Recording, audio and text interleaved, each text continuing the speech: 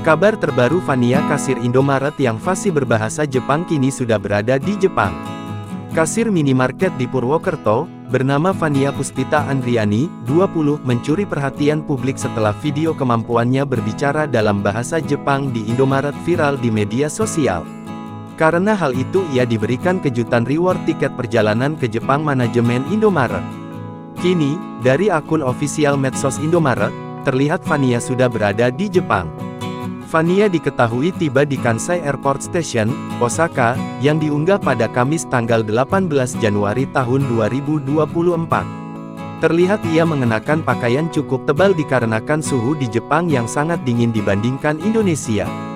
Tak sendiri, ia juga berangkat bersama Kenji alias Kencampur, konten kreator yang membuatnya viral karena percakapan bahasa Jepang mereka. Diketahui sebelumnya, viralnya Fania kasir Indomaret bermula ketika seorang konten kreator Jepang, Kencampur, berkunjung ke minimarket tersebut. Fania, dengan lancar dan fasih, berkomunikasi dengan Kencampur dalam bahasa Jepang. Video pertemuan mereka menjadi viral, menciptakan gelombang apresiasi dari masyarakat Indonesia dan Jepang.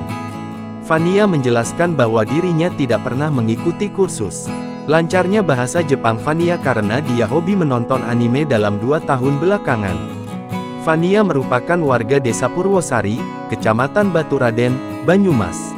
Ia sempat minat bekerja di Jepang, namun terkendala persyaratan karena belum memiliki sertifikat apapun.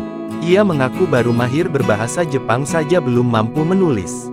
Sedangkan untuk menulis huruf kanji dirinya belum bisa.